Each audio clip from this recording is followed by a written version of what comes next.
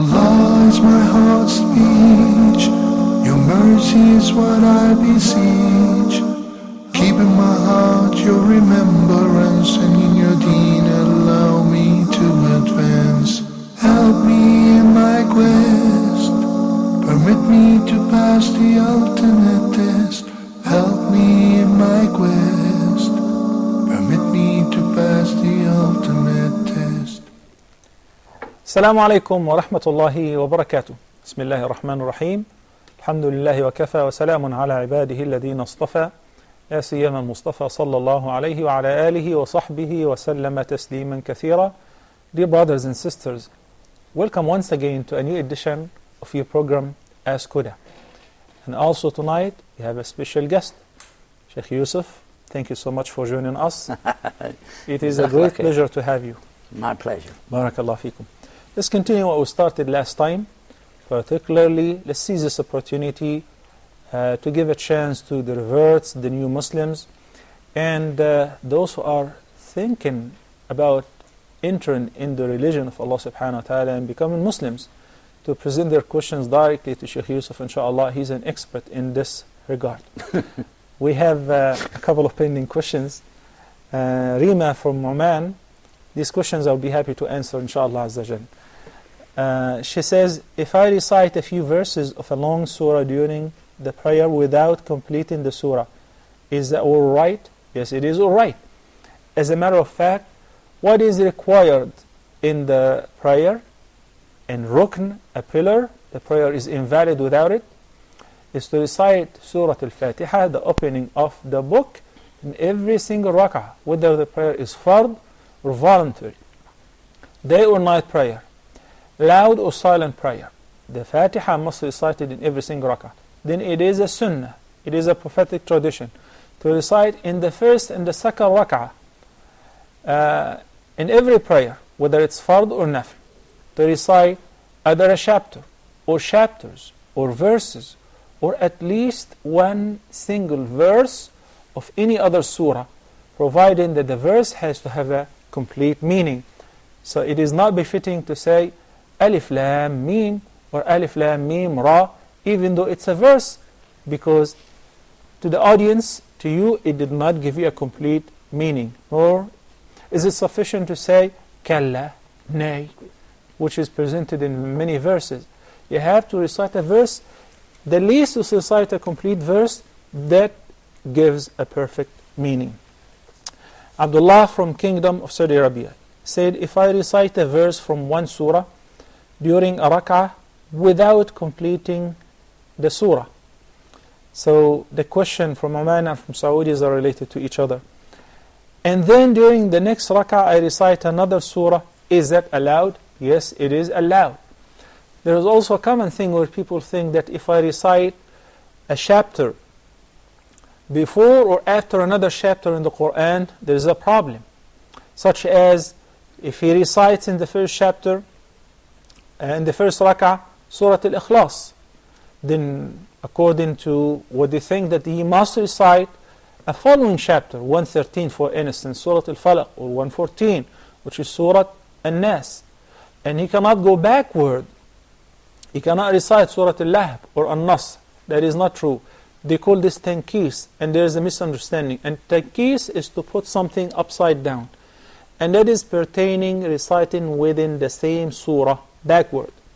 But reciting a surah before another surah or after another surah, there is no problem. Or verses from one chapter before verses from another chapter, no problem. The best, of course, is to follow the order, but if you do the previous form, it is permissible as well. We have the first caller tonight. Assalamu alaikum. Awal from Nigeria. Assalamu alaikum. Alaikum assalam wa rahmatullah. Yeah, Awal, I hear you. Okay, Jazakallah. I'm so happy to be with you, especially Sheikh Yusuf Estate tonight. Thank you, and we're happy to have you. Yes, thank you very much, Jazakallah. You guys are doing a very good job. May Allah reward you. Ameen. Some couple of weeks ago, you did mention because of the highly participants in Nigeria, calling from Nigeria, so you did recently you said Huda TV is supposed to have a station in Nigeria, and Would love to. My request here, I would like you to look into that and to consider it. Yeah. And my request, my request is to find a sponsor. Once we have a sponsor, we'll be more than happy to go to Mars, inshallah. In Nigeria? Yeah. We're going to Nigeria, brothers and sisters. Guide Us TV is going to Nigeria and Sudan in September. Wonderful. And I'm happy to invite you along with us. Dr. Jafar Sheikh Idris is one of the coordinators for Sudan. Some of the leading political figures there in Nigeria are bringing us over there. So I'm happy to put a word in like that. If you guys like the idea, why don't you also get together in your area and talk about it. Any place you want the Sheikh to come, just talk to your leading organizations who can sponsor his trip. is talking about the channel itself, to open a station there. In order for any vehicle to run, you need to fuel it up. And basically, we'll be more than happy. But Huda is already in Nigeria, no? He wants to have a station there. But anyway, as long as you guys can see us, and alhamdulillah. Studios. Yes. We are working on putting studios in both places. By the way, that's why we're going. So let's talk about that, guys. Inshallah. That's a great thing. Let's take Abdul Rahim from United Arab Emirates. Assalamu alaikum. Alaikum salam wa rahmatullah. Go ahead, sister. I'm very happy that Sheikh Yusuf Astif is there with you tonight. I've been wanting to ask him a question for a long time. I'm much happier, and go ahead and ask him directly. I gotta learn a little bit from you, you know. Since I started practicing Islam, I moved overseas, and I have a grandfather in America, and he's going to be 104, mashallah, in August. MashaAllah. Allahu Akbar. So, and his mind is as sharp as any of us, mashallah. He understands everything. MashaAllah. But the problem is, I don't know how to make to him da'wah, because I only went back a couple times, and he doesn't live close to where my mother lives. And when I've seen him, I wrote him letters about Islam. I sent books, but I never get any response. You know, like my step-grandmother should write back and tell him about Christmas when I write and tell him about Islam or why I chose to practice Islam. And what I wanted to know is there anyone in America who can go and make da'wah? Where is he at? In which state?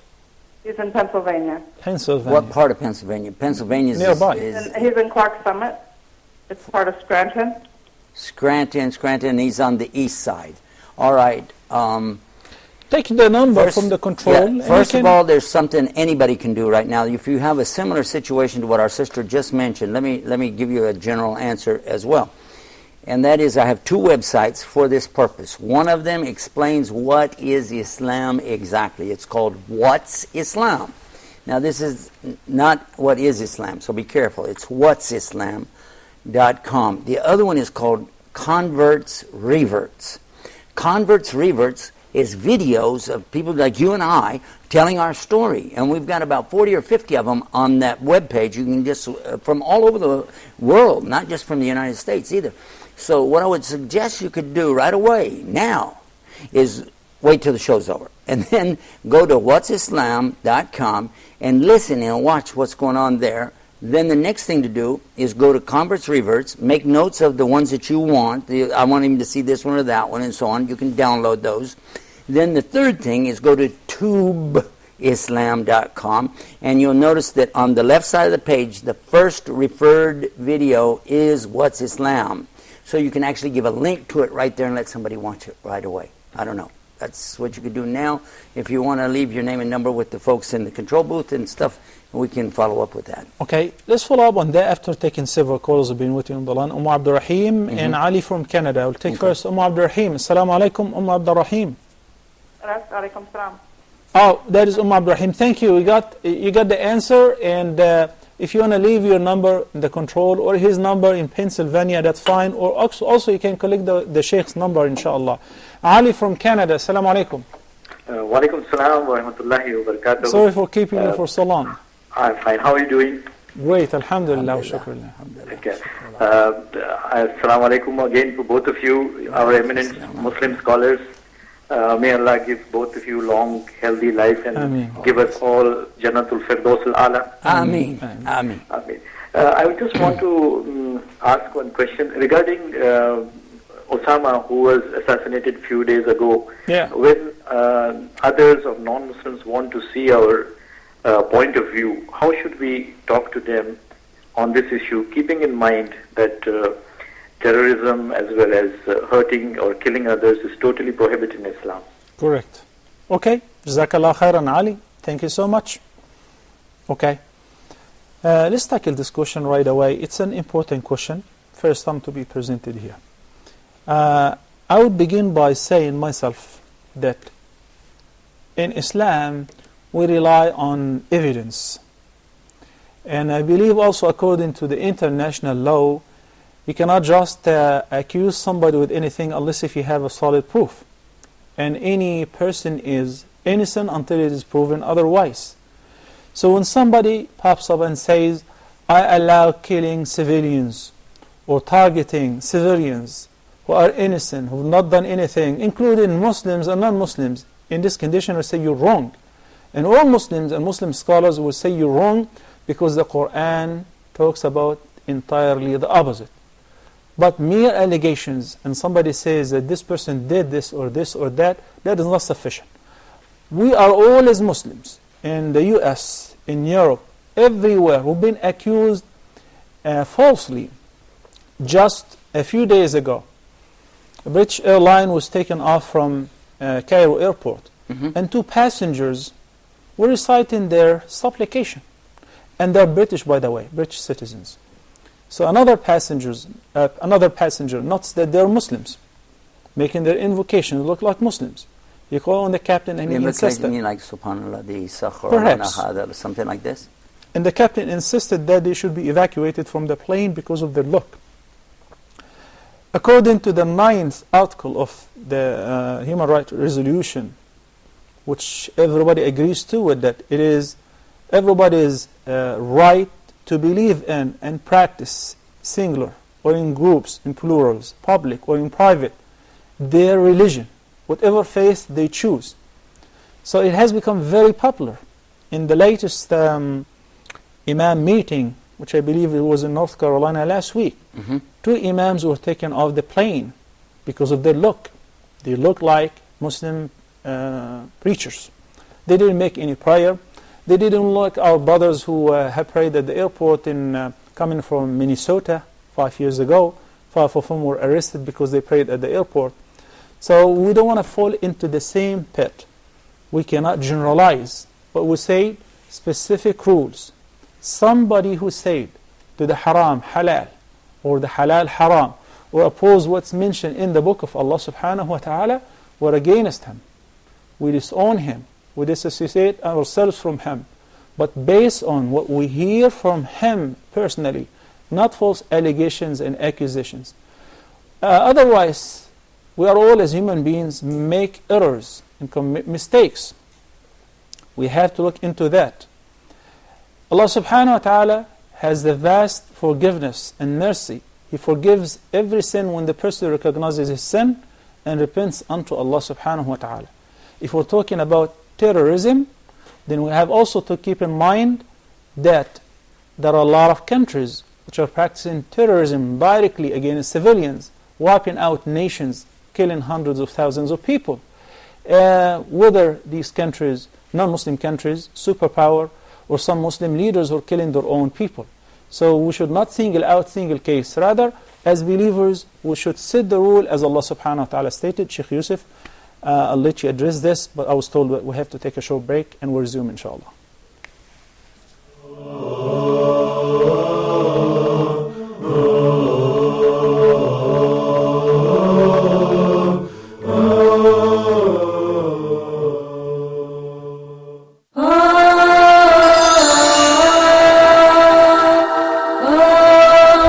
In your standpoint of view, are there specific or certain criteria to choose your spouse or a partner, to marry or not to marry? Maybe that's the question. Do we revise the quality of performance of our treatment between the family members as fathers or mothers? As they say usually, it's not what you say, it's how would you say it. Wouldn't you like to be a good storyteller for your kids? Neurobiologically speaking, child abuse and emotional trauma causes scars in the brain of the child, and this might be not easily healing. What's the exact job description of a father? Is it clothing, payments, and feeding, or other important things? Well, I think the job description of a father is merely giving him love and care, self-confidence, giving him sense of security, and checking for the points of strength to strengthen them. What about potty training and its planning? Oh yeah, actually, it's a state, it's a condition. Fatherhood is not a body or a person, it's a state. Are you a good or skillful designer for the policy and the long-term plans of the life of your kids? Join us every Wednesday for family issues.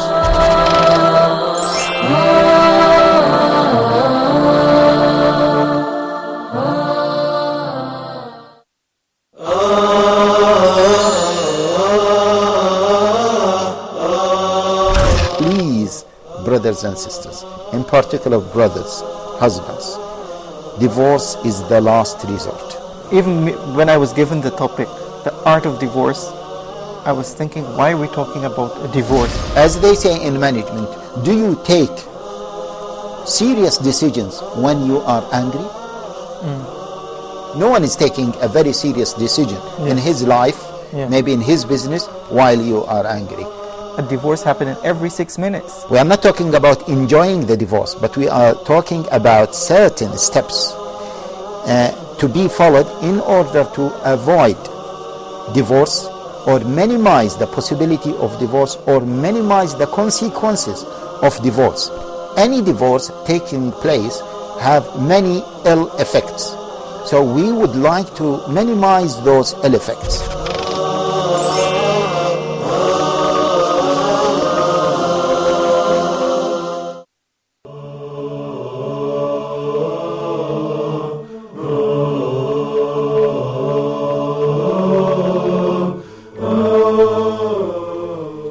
Assalamu alaikum wa rahmatullahi wa barakatuh, and welcome back. We still have to hear the rest of the answer from Sheikh Yusuf, but after we take this phone call from Abu Muhammad from Kingdom of Saudi Arabia. Assalamu alaikum, Abu Muhammad. Wa alaikum assalam wa rahmatullah. How are you, Sheikh? Great, alhamdulillah wa shukrulillah. Hello? Yes, I hear you. Jazakallah khair for this. Wa jazak. Hello?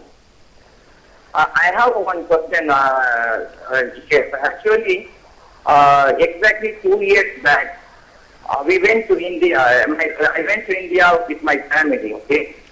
My flat was in second floor. I had one son, around 2 years old. He is playing in the balcony while his mother mothering to her sister. Then all of a sudden, while they are talking, my son fell down from the second floor. Allah Raham, he has died already. So the question is, my wife always speaks pity of this incident, and this is really a qadr from Allah or from my wife. She is always feeling guilty on this one.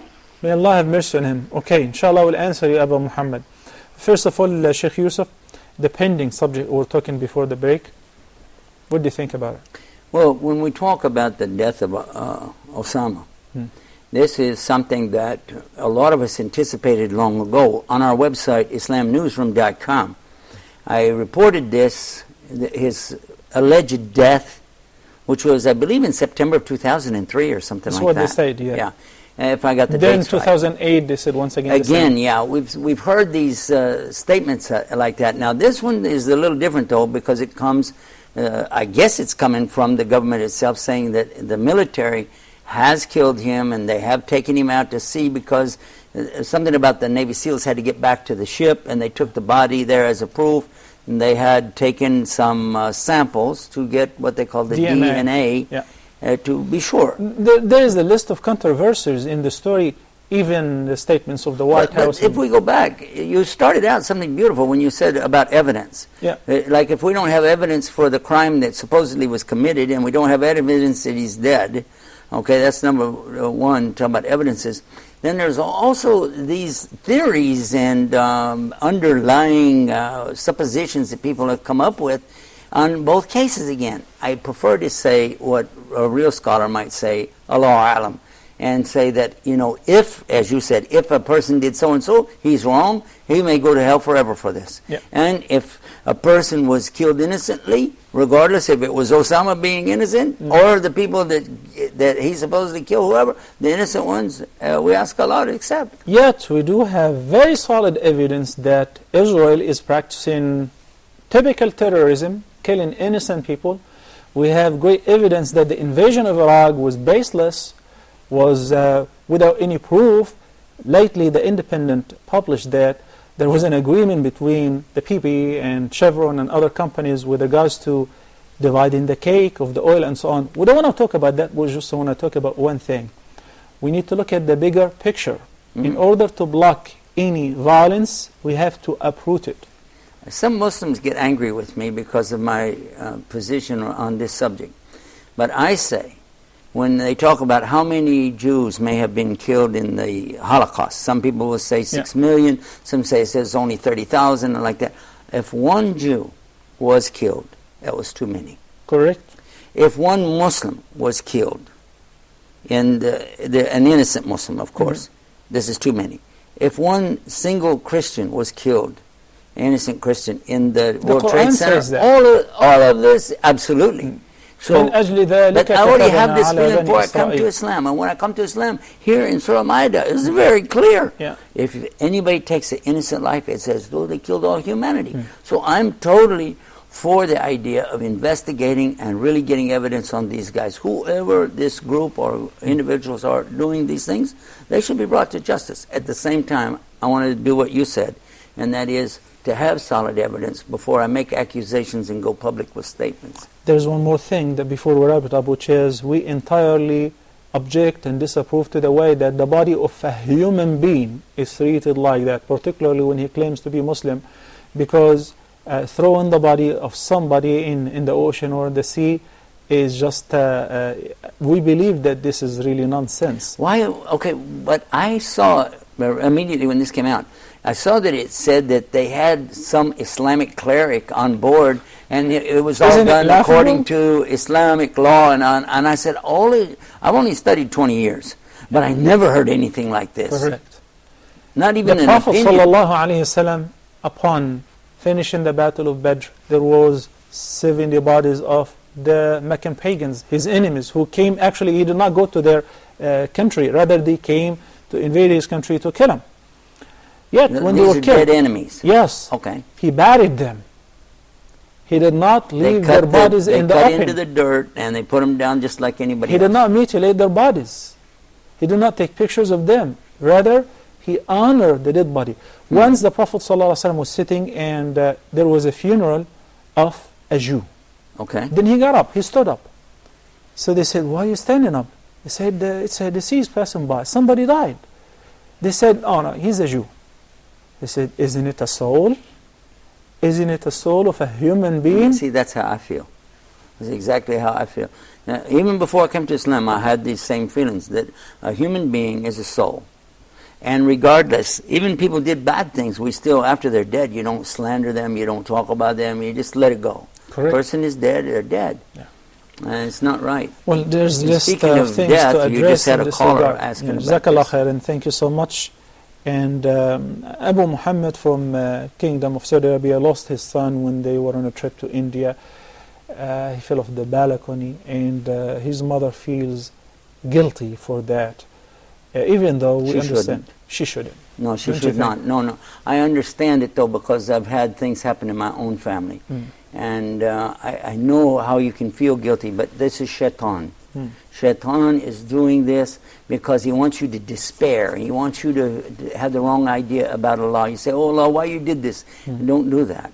Don't despair, and don't get that feeling inside of you like, "Oh, it's hopeless, it's my fault, and maybe Allah, He's punishing me." That's not how it is. Everybody has an appointed time to be born and to die. And while we miss them, that's us missing them. But you'll be reunited. I want to assure you about something. In my years of working as a chaplain, I've had to deal with this before. And one of the most beautiful things in Islam, this is dawah to non-Muslims, is to tell them, regardless of the religion of the parents, that child is a Muslim. Your child died in the best possible condition. Being only 2 years old, I think you said, and this is automatic Jannah for that child. Now wait, that's not all. That child is in Jannah now saying, oh Allah, let my parents be with me. Let my parents be with me. Now what more do you want? Of course you're sad, you miss your child. But this was Allah's destiny, number one. Number two, this is a good thing for you if you're patient. And remember the hadith about the lady who she was so distraught, and the Prophet ﷺ told her, you know, if you be patient, this will be Jannah for you. Is that true or false? Correct.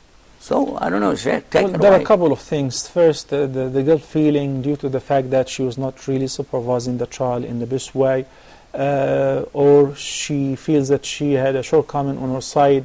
That's understood, but I want to assure you that once one's term is due, فإذا جاء أجلهم لا يستأخرون ساعة ولا يستقدمون. Once one's term is due, they can neither be postponed nor their death will come a little earlier than the appointed term. Everybody would die once his term is due. So keep that in mind. And if the guilt feeling would help your son or yourself by any means, I would have asked you, you should feel guilty and you keep crying in the rest of your life.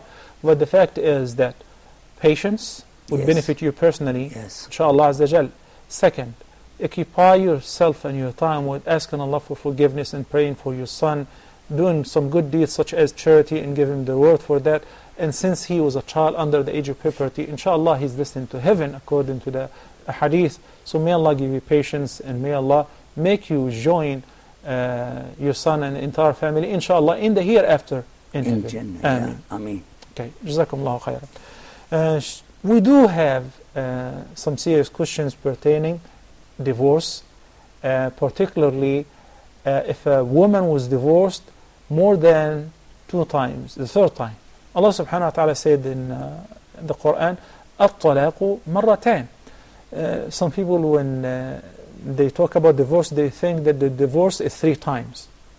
In fact, the Quran says الطلاق is only twice. That is pertaining الطلاق الرجعي, which is reversible. That if somebody divorced his wife and he's still interested in resuming the marriage life, it is permissible as long as it is within the iddah, the 3 periods or the 3 months. But after the third divorce, فَإِن طَلَّقَهَا, after the third time, فَلَا تَحِلُّ لَهُ مِن بَعْدُ حَتَّى تَنْكِحَ زَوْجًا غَيْرًا. Then it will not be permissible for them to rejoin each other in a marriage life before she marries to somebody else. This is what the Quran says, and this is a very lengthy question. The question says that her husband divorced her, and that was the third time. And now she is marrying somebody else with the intention of legitimizing marriage with her former husband. So the intention is there, that she is going to marry somebody else in order just to ask for the him, sake to get back to the first one. him to divorce her so that she will be lawful for her former husband. Not gonna work. This is a practice that is warned against by the Prophet ﷺ to the extent that it is a major sin. The Prophet ﷺ said, لَعَنَ اللَّهُ الْمُحَلِّلِ وَالْمُحَلَّلْ لَهُ. May Allah curse the muhallil, the husband or the person who marries a woman in order to waive that restriction so that she will be lawful for her former husband after he divorces her.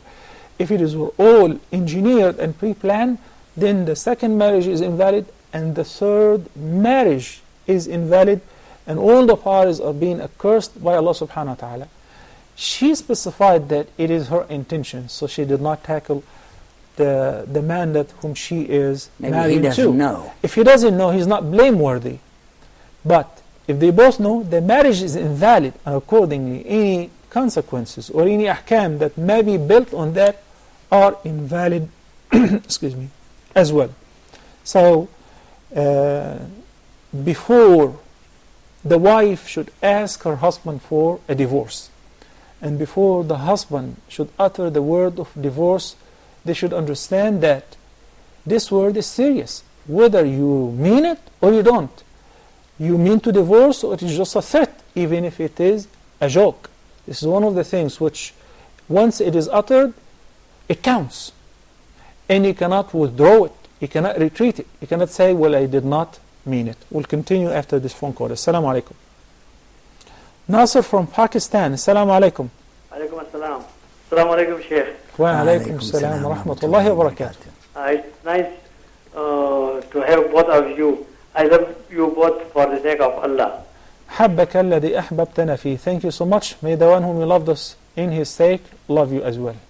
I have one question that my son is going to finish the recitation of Quran next week, inshallah. The recitation or the memorization, the hifz? No, the recitation.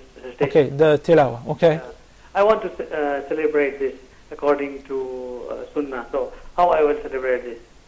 Okay. Yeah, I want to invite his friends or something. It's rightful in Islam what I want. Okay, Jazakallah khairan. Sheikh Yusuf, you and I are familiar with some practices in the Indo-Pak society, the Amin party and the Bismillah party and all of that.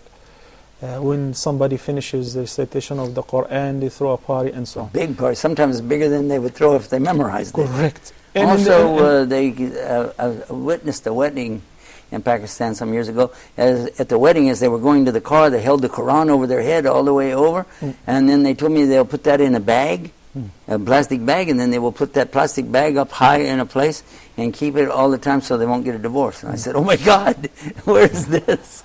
Okay, as I normally say, we would like to make distinction between what's cultural and what's religious. Exactly. In the Sunnah, there is no Bismillah party, nor Amin party, and all of that. Some Imams, they go along with the cultural traditions in order to either to compliment people or with a good intention to encourage them. Of course, the Prophet ﷺ encouraged everybody to recite the Quran, to teach others how to recite the Quran. And the greatest hadith in this regard is narrated by Uthman ibn Affan.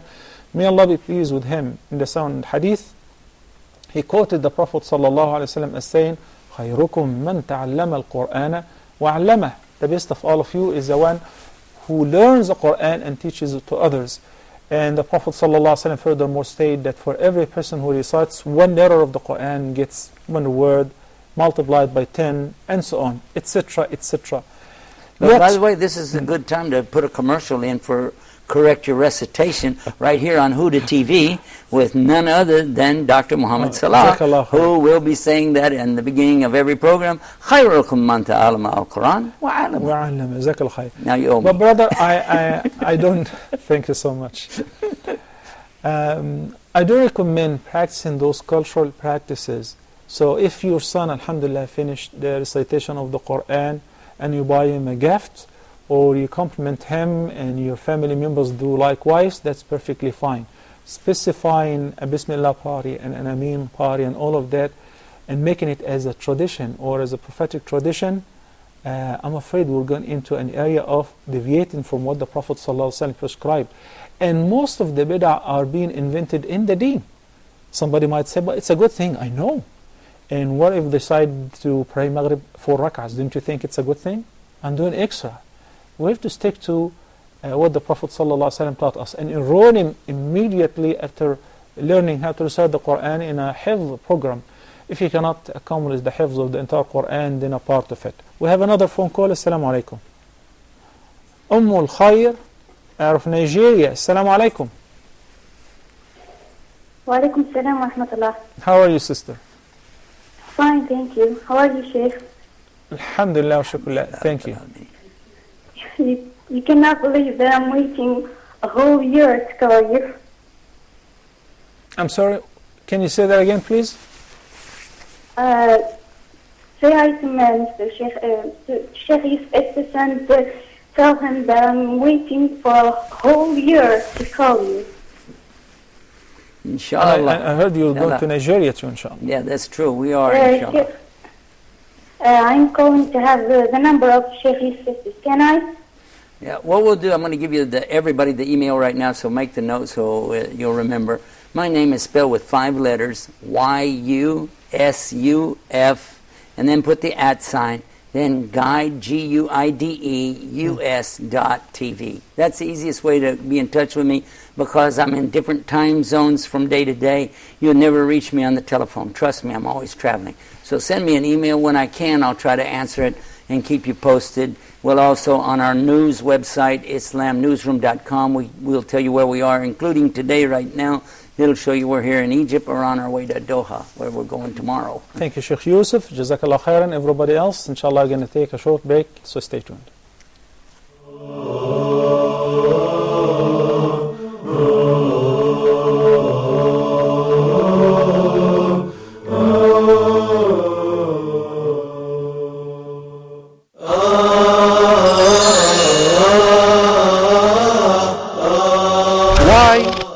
Righteous companions.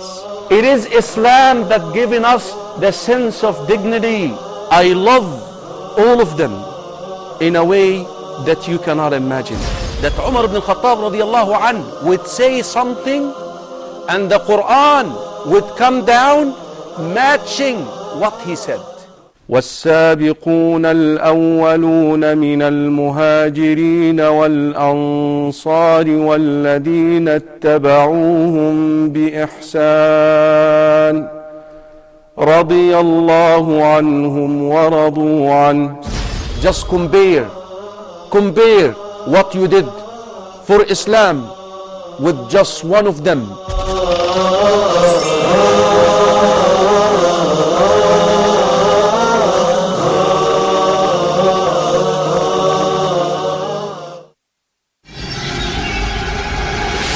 Viewers, Huda programs can be watched in the English section of the in-flight entertainment directory on board all Saudi airline flights, domestic and international. Sit back, relax and enjoy watching Huda's entertaining and enlightening shows on your trip. Huda wishes you a safe and successful journey. Huda, a light in every home.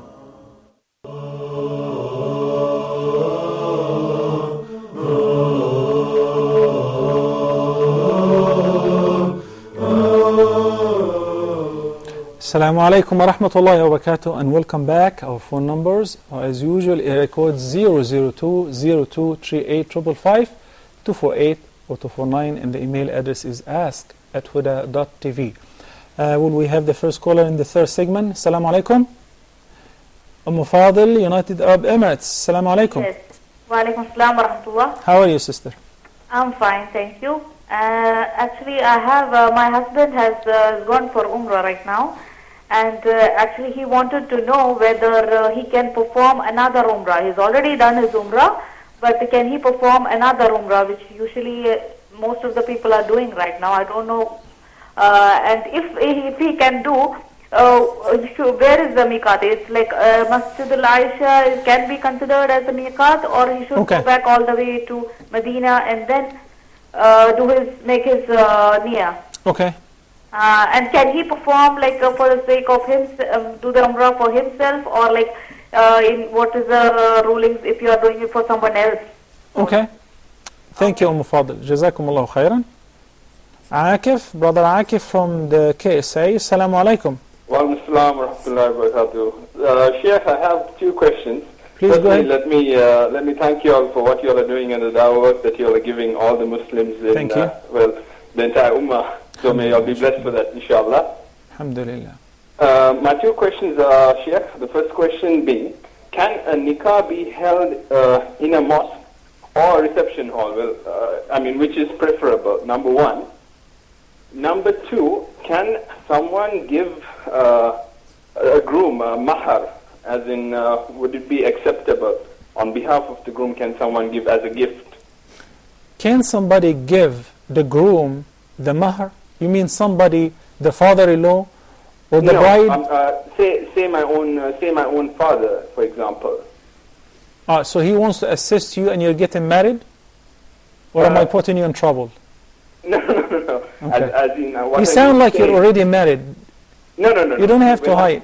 When I'm going to get married, in order to give to my wife. So if your father or anybody else assisted you by giving you this dowry to pass it on to your wife, right? Yes. Okay. Any other questions? Alhamdulillah, that's about it. Thank you, Akif. Brother Muhammad from the KSA. Assalamu alaikum. Wa alaikum assalam wa rahmatullahi wa barakatuh. How are you, Sheikh? Great, alhamdulillah. Thank you for asking. Salam to Brother Yusuf also. He's here. Assalamu alaikum. Alaikum assalam wa barakatuhu. Sheikh, I have a few questions. Number one, I want to know whether we can make dua in the sujood of prayer from the Quran. I mean, not reciting the Quran, but making dua from the Quran in the sujood of prayer, like Rabbana Atina Fid Dunya and Got it. Got it. beautiful dua from the Quran. Okay. And number two, What is the second question, Ya Muhammad? Okay.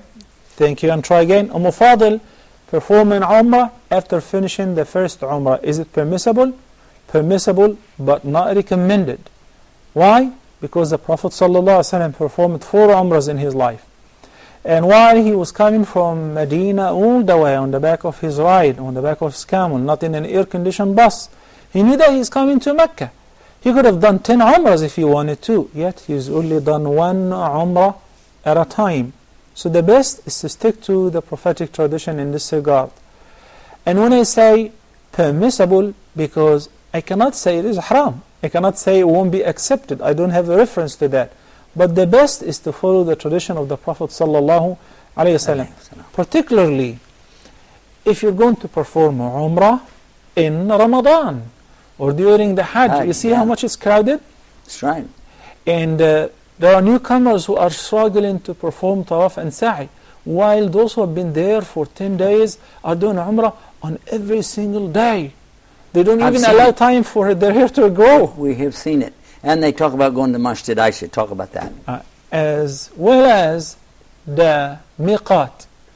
If any person is coming from any point on earth towards the haram, then there are appointed miqats that the Prophet ﷺ said nobody should cross on the way before assuming the intention of haram. But if you're already within the Mecca territory and planning to perform Umrah, such as on behalf of somebody else who's dead, it will be sufficient for you to go to any miqat outside Mecca. As I said before, it doesn't have to be at Tan'im or what's known as Masjid Aisha. It is known as Masjid Aisha because when Aisha, may Allah be pleased with her, wanted to perform Umrah after Hajj, why? Because she could not do the Umrah in the beginning. She had her period. The Prophet ﷺ sent to her brother Abdul Rahman ibn Abi Bakr, where they went to At-Tan'im, one point outside the sanctuary of Mecca. She made the intention of Ihram from there, and that's why it is common to know. It's common to us to say Masjid Aisha. Yes, it is permissible. Versus, of course, in Hajj, any person who happens to be in Mecca during Hajj, you just assume the intention of Ihram from your location. You don't have to go anywhere outside Mecca. Imran from United Arab Emirates. Assalamu alaikum. Wa alaikum assalam wa rahmatullahi wa barakatuh. Sheikh Salah, how are you? Great, alhamdulillah wa shukrullah, and Sheikh Yusuf too is great. Sheikh Salah, actually, I just have a small request. How do you know it's small? Yeah. Because for you it will be very small, for me it will be very big. Sheikh Yusuf is contagious. He is very humorous, and he brought humor to ask Huda, so I have to learn a little bit. Go ahead. Okay. Sheikh Salah, my just one request is that I just want to say hello, salam to Sheikh Yusuf. Assalamu alaikum wa rahmatullahi wa barakatuh. Wa alaikum assalam. Jazakumullah khair to all the brothers and sisters there. And we make big dua for you guys while we're traveling, which is almost every day of the year. And we really appreciate you watching Ask Huda. I want to encourage everybody to keep watching Ask Huda and the other programs that we have here for your benefit. We have a lot of live programs here on Huda. And these programs really are energized by your call-in. So be patient when you call. If the call gets dropped, be patient and call again. Because you really make the show by calling in and giving yourself a chance and others a chance to know the answers to these important questions. Thank you for the promo. Thank you very much, Sheikh. I just wanted to, I just wanted to say that I love Sheikh, both of you, for the sake of Allah, Sheikh Yusuf and Sheikh Salah both. Barakallah fiik. Thank you so much, Imran from United Arab Emirates.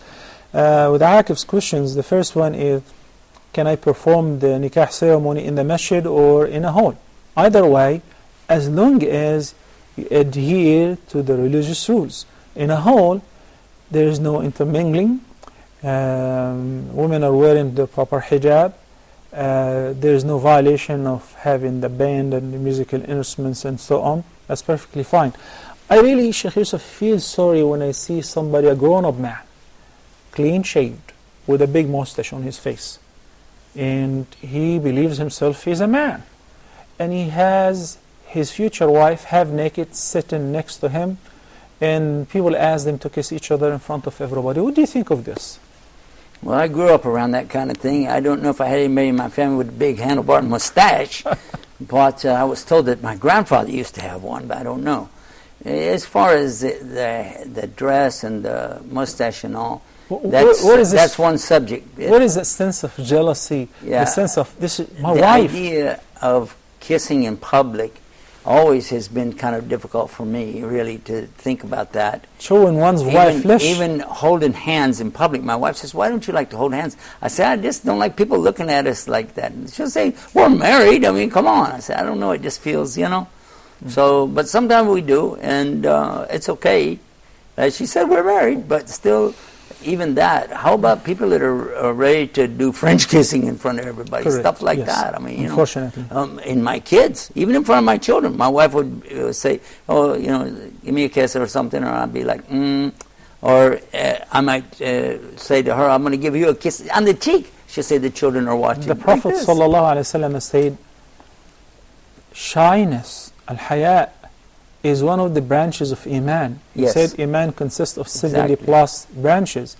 And shyness, modesty, is one of the qualities of a believer.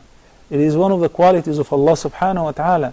And it was one of the greatest qualities of Prophet Muhammad sallallahu alaihi wasallam. He was more shy than a virgin girl.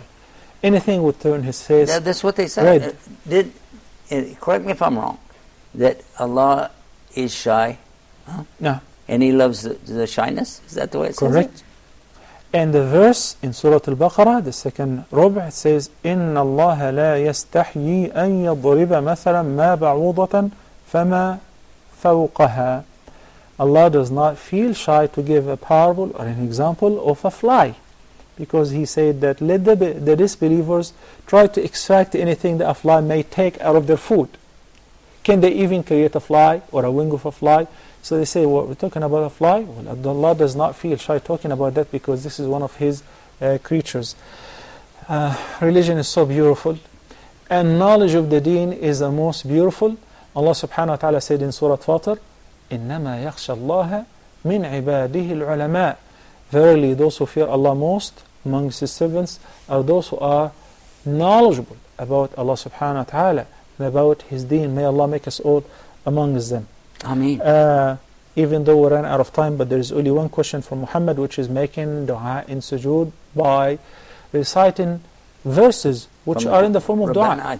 We said that many times. Yes, it is permissible, because the intention is not to recite Quran in ruku' nor in sujood, because it is prohibited. Brothers and sisters, please I make learned dua something new. Thank you for this. Which is? I just didn't know that. I'm glad. Alhamdulillah. Thank you so much. May Allah teach us what we don't know and help us to act upon what we have learned. أقول قولي هذا وأستغفر الله لي ولكم وصلى الله على سيدنا محمد وعلى آله وصحبه وسلم. Sheikh Yusuf, thank you for joining us. Assalamu alaikum wa rahmatullahi wa barakatuh. Allah is my heart's speech. Your mercy is what